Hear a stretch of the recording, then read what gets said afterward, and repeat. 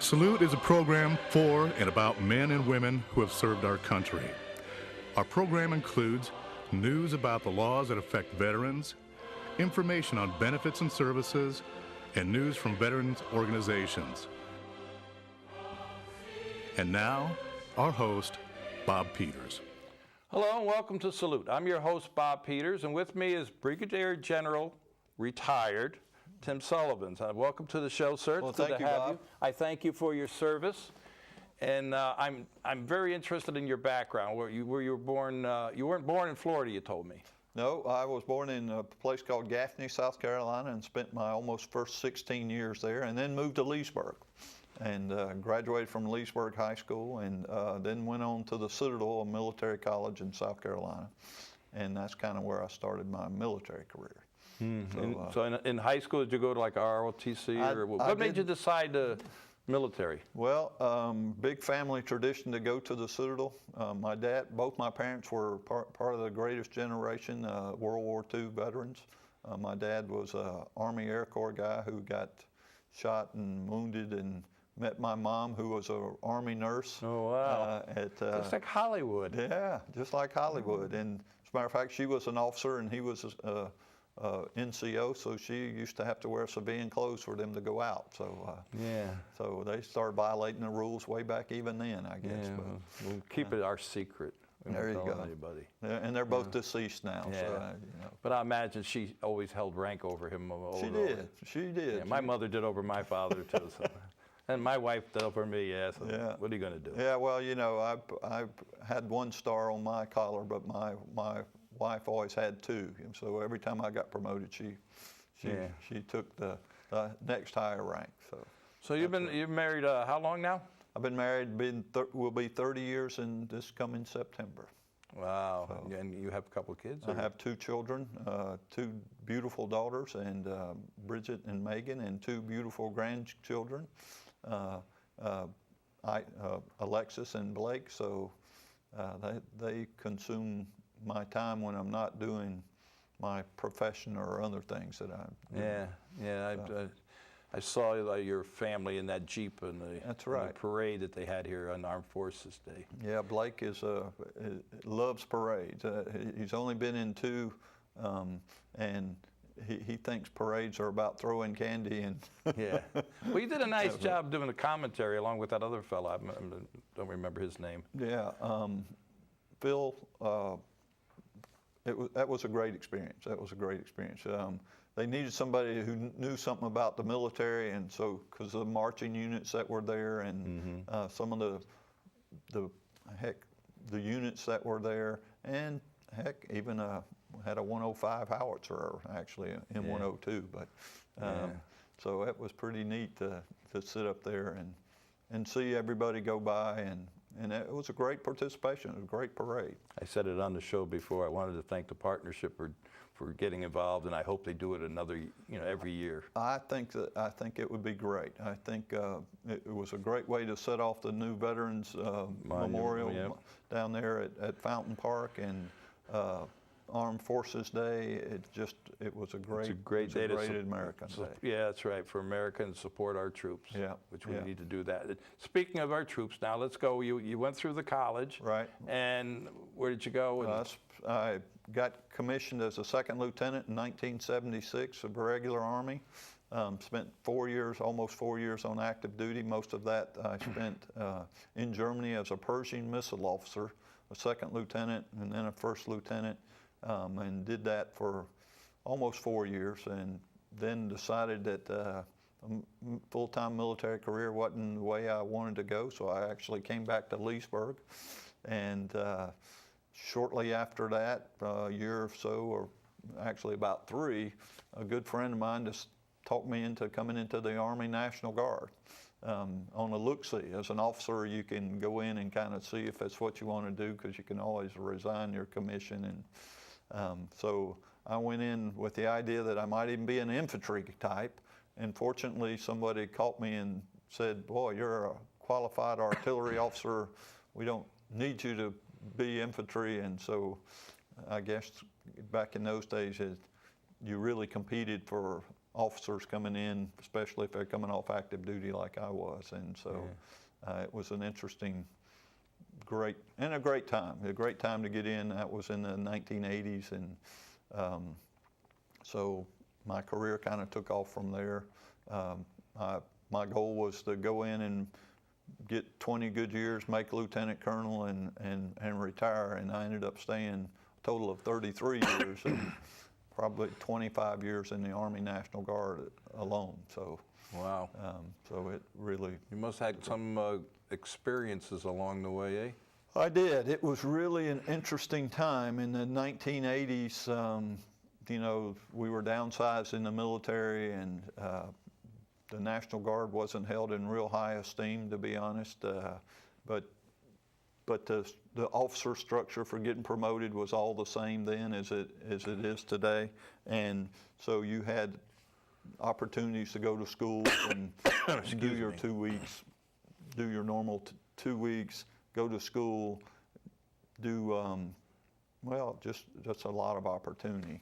And then Desert Storm came along, and they cut the military another 35%. And so all of a sudden the National Guard became very much more important than the Guard and Reserves both. And so at that time is really when my career flourished. Part of that was Hurricane Andrew, as you can imagine. Hurricane Andrew was the first time the National Guard had ever led a major deployment into an area. And at Hurricane Andrew, we had, about 10,000 active duty soldiers in addition to the 6,000 National Guard soldiers that we had come in. And we, of course, went in first. And so all my experience as an operations guy really helped me during that time. I was a major at the time. And so it was a great experience. And just, went through the system and just kept getting in the right place at the right time and taking on the tough jobs. And it was a great second career, So can't complain. And then, of course, after Desert Storm, little did we know that Iraq would be as big as it was, or we'd be at war for 10 years like we have. Yeah, you were deployed. Were you deployed during Desert Storm? I was not. But you were deployed over in Iraq. Right. I got deployed in 2001, right after 9/11 hit. I actually got my warning order to be ready, and 10 days later I was on active duty, and about 4 weeks later I was in Kuwait as part of the 32nd Army Air and Missile Defense Command. And basically we were doing Operation Enduring Freedom and planning for Operation Iraqi Freedom is what we were doing at the time.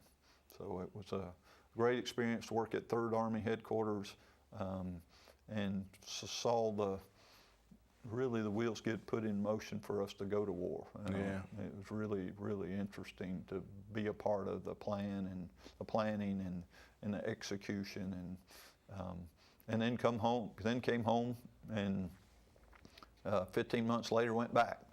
So it was a great experience, and really spread my horizons as far as looking at just the tactical side of the house, but the strategic side, and really got great experience from what I did. It was working with 3-star and 4-star generals, and not realizing at the time that I actually thought I had my 30 years, so I was planning on getting out, and got offered an opportunity to go to the Army War College, and got there, and then got promoted to Brigadier General in 2001. Wow. So it was very kind of a fast track. My plan was to get out in 2001, got selected, went overseas, and just by the luck of the draw got to go to the War College, because without the War College you can't be a general officer.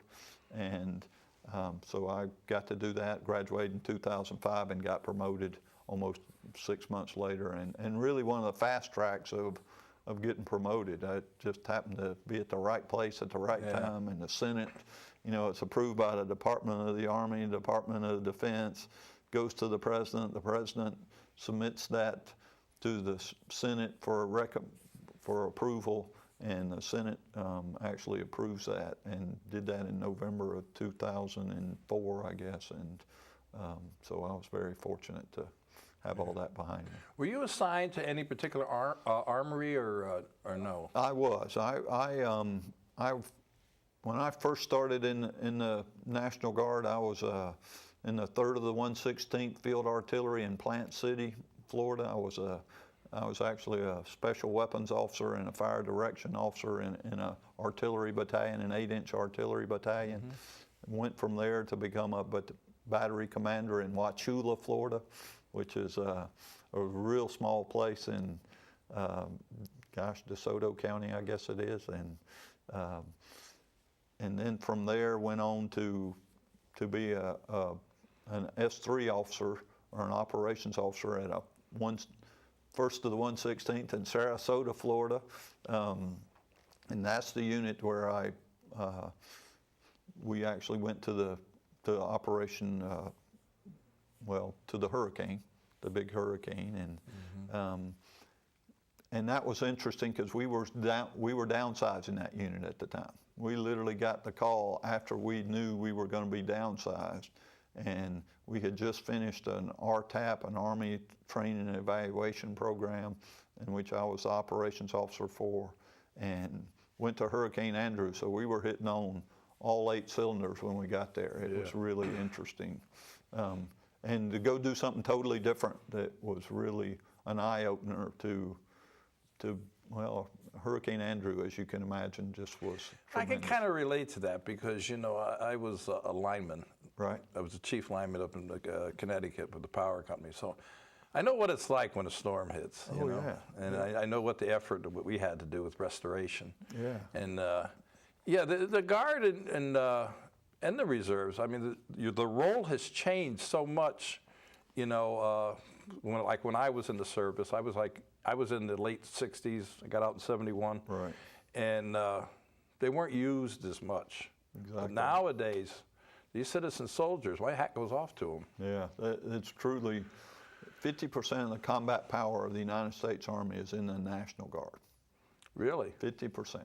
Wow. And you know, and they're talking about cutting another 70,000 soldiers out of the Army, so it's going to get to be even a bigger role if they do that. And that's the 70,000 they plussed up during the last 10 years. So they're talking about cutting those back. And so, you know, it went from a strategic reserve to an operational force. And it's really amazing. Just the guys here in Leesburg, you know, they've been deployed at least twice during the last, you know, and that's the ones that hadn't done something with another unit. But just the guys here in Leesburg and Eustis and so on and so forth. Most National Guardsmen that have been in for 10 years have been deployed at least twice. Yeah, wow. So it's I know a lot of people would, you know, you hear about them 4 or 5 deployments. Yeah. You know, some of these are men and women serving in uniform. Oh yeah, well, an active duty soldier is looking at it like every 3rd year, you know, that they're going to be deployed. There's a good friend of mine whose son is an E7 here in town, active duty, and I think he's going on his 5th or 6th rotation to, well, he's going to Afghanistan this time, but I think it's like his sixth time in the last, 12 years, a dozen years. So they've really been rode hard, but you know, they love it. That's what they do, and you know, it's an all-volunteer force today, and I admire the men and women who tough it out, whether it's active or Guard or Reserve, because they have a tough role. You know, the military is not as big a part of as it was at one time. You know, it's a smaller and smaller part of the force, and it's difficult. Yeah. It's difficult. So, yeah. And they play by the same rules that active duty soldiers do. So You know, when they come into the armories on the weekends, they're busy. They really not much time to play and have fun. Although you try to mix that in there, obviously, because that's what keeps them coming back. But it's difficult. Yeah, I go over and visit the guys in the Armory over here once in a while. Yeah. You keep in touch with any military personnel? I do a little bit, not as much as I would like to, because if one thing you miss the people. That's the biggest thing about being retired, is you miss the people. I'm actually going to a retirement ceremony for a sergeant major that was my sergeant major when I was in that artillery battalion that we talked about, who's retiring here this Sunday. And so it'd be good to get out and see those guys and gals. And, you know, that's what you miss the most. You don't miss all the hard work. You don't miss all the long hours, the dedication, but you miss the people. And that's what it's about. That's why the military is so close, is because of the people and the experiences. That's, you know, you're right. Because some people in my family ask me, why are you so committed with the veterans and all this other stuff? And I said, you don't understand. You know, once you've been in the service, veterans it's a tight group. Yeah. You know, I mean, I don't know. Yeah. Some people went to college and their classes close. I didn't go to college. I went to the Air Force, and you know, but I learned an awful lot, and it was a great experience for me. Yeah. But when you went, how do you get through your promotions like that? I mean, you know, I'm interested in that because I didn't get very far. It's well, it is competitive. You actually compete with all the officers nationwide, and you know, it's based on your officer efficiency reports. It's based on the jobs that you had. It's really a whole combination of things, and it goes up to the Department of the Army, and the Department of the Army has a board that looks at people that get promoted, and it's really a thorough process, and it's an up or out system in the officer corps. You know, you can't stay unless you get promoted. You get so many years, then your time is up. If I hadn't been a colonel, I wouldn't have made 30 years, for instance. And if I hadn't made general, I wouldn't have made 33 years, because it's up or out. And so it's a very competitive, and typically everybody gets 20 years that does their fair time, but beyond 20 years, it's very, very competitive, just to stay in and do the time that you need and get promoted. So everything from education, both civilian and military education, to the jobs that you had, and it's very competitive. It's very competitive. So you said you were deployed to Kuwait? I was. I spent my first time, actually I went to Kuwait twice. The first time I was with the 32nd Army Air and Missile Defense Command, which was really what is now the 164th Air Defense Brigade, which is out of Orlando. And so I deployed with them. We were part of a liaison team, and my job was to liaison with 3rd Army headquarters and all the air defense units throughout the Middle East, basically. Yeah, because that's when they had we're talking about Scuds and all that stuff. Right. Did you get to see those oil fields when they were? I did. I saw the oil fields. I saw the burning oil fields. I saw, if it happened during Iraq and Iraqi freedom, I basically saw it. I didn't spend much time in Iraq, because the second time I went back, I had changed really not careers, but I took over a logistics group, and called the 50th Area Support Group. And so I went back and I was in charge of all the logistics operations and all the force protection for all the state of Kuwait during Operation Enduring Freedom 1-1. That's when 125,000 came out and 125,000 soldiers went back in. So we were in charge of everything from, maintenance of the vehicles to cleaning the vehicles to make sure that they meet the requirements to get through and ship them back to the United States. So it was an amazing process. And at the same time, I had about 3,500 soldiers assigned to me, plus, gosh, I also had liaison with the Navy, the Air Force, the Marines. It was an interesting career. Yeah, that had to be something. I mean, you know, all of a sudden, there it is. It's real, you know. Yeah. Oh, very much so. I mean, my first tour, I was actually there when we unloaded the ships with the pre-positioned equipment that basically floats around, and so I got to do that and got to see how the big plans that you plan for all those years, and then you take them off the shelf and put them into practice. And so it was really, really neat to be able to do that and see how that all comes together. And it's an amazing process, an amazing process. And at the 06 level, which I was at the time, you know, I was a commander and I was a staff officer, and so I got to experience both those entities. And you know, the interaction with the 3 stars and the 2-star generals and the 4 stars, and it was very interesting. Tommy Franks, as a matter of fact, got to spend. Franks, yeah. You met him? I met him. As a matter of fact, in 2001, I was on a Patriot missile site and introduced him to the troops there. He had just come from a dinner with the president, as a matter of fact, and talked about that. And so it was just got to know. Heck, I can tell you some real stories sometime. I'm listening. I'm listening. Just, you know, the interactions between the staff and the generals, and some of that really boiled down to who you knew.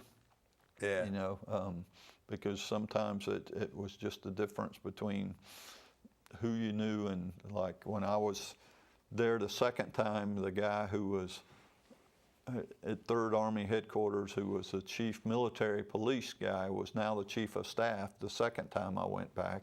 And when I had some issues, you know, I could drop into his office and say, you know, this is not the way it should work. And he goes, yeah, who made that decision? And I said, well, you know, so we'd get things straightened out that way. And that didn't happen very often, but it just went back to, you know, it's a lot about who you knew as well as what you knew. Well, General, you go down the ladder, it's the same way. Exactly right. You know, it's like the guys in the submarine. You want to know to cook, you know. Absolutely. Take care of the cook, and you got it made. Yeah. You know, he'll take care of you. That's exactly right. Yeah. Exactly right.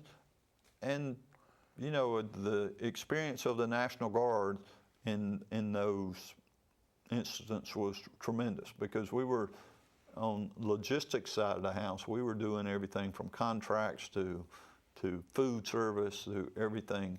And a lot of my soldiers were all professionals like myself who had worked contracts before and knew that kind of stuff. And so you were dealing with a huge amount of civilians, and so that experience came to bode very well for you, as opposed to, not that the military was the wrong way of doing it, but they weren't looking at the big picture and, you know, how to manage contracts and those kind of things. So it was a very, very interesting time to go through that. My hat goes off to a lot of these men and women who are called up. People don't realize that some of these people are self-employed. Right. And the paycheck changes, doesn't it? Yeah, very much so. It's difficult on some people. They're making a lot less money when they go, and some people are making more. The benefits are truly beneficial. I mean, because when you leave like that too, your family, you leave your family behind. That's got to be the hardest thing. Definitely. You know, when I was in the service, I was only like, I went in like 18 years old, and I wasn't married or anything, so it was kind of, I floated around, you know. Yeah. But I imagine someone like yourself is married with a couple of kids, and you're off going to Kuwait or Iraq or something.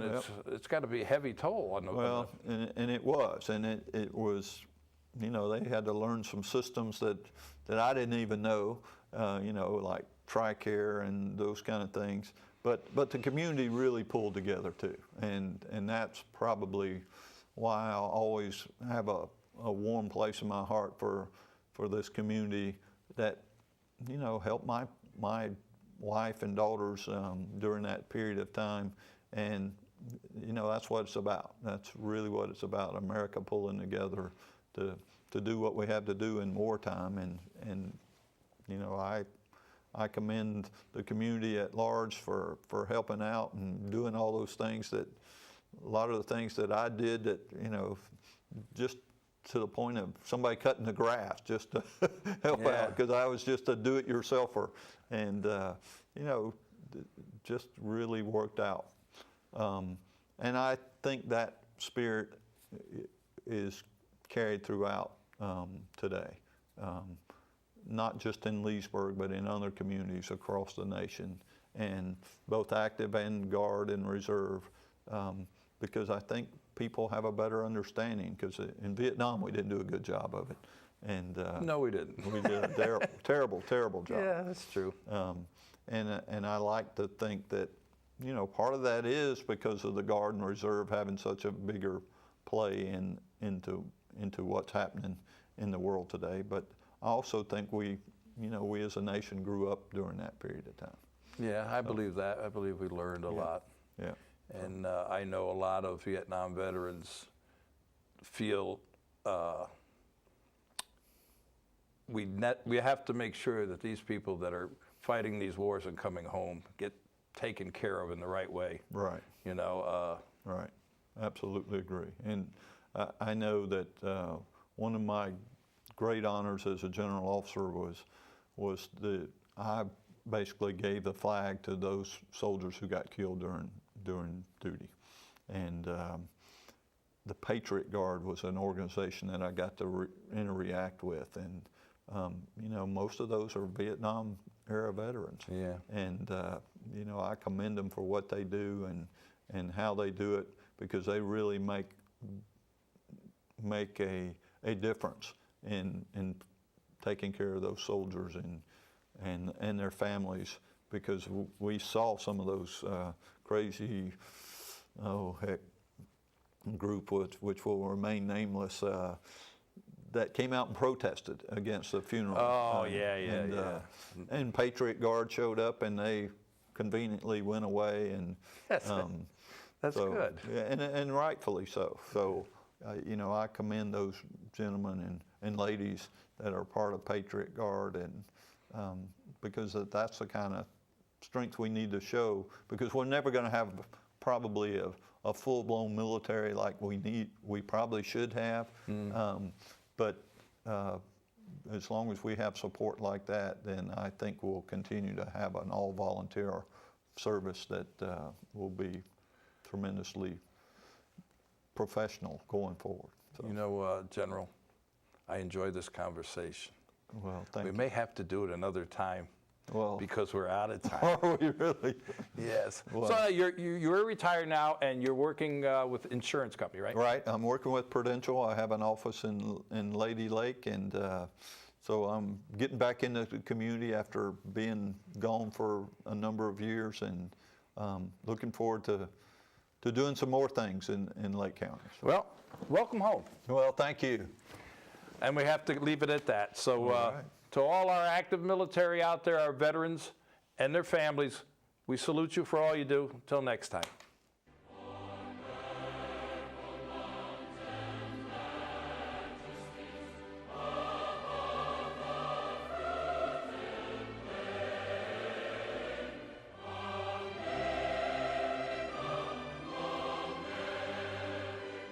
We are now entering our third year salute here at Lakefront TV. We've had many great guests and veterans organizations share their stories with us. We'd like to hear from you too. If you're a veteran or veterans organization, Lake Sumter counties, please give us a call. Lakefront TV can be seen all over Lake County and the villages and worldwide at lakefronttv.com.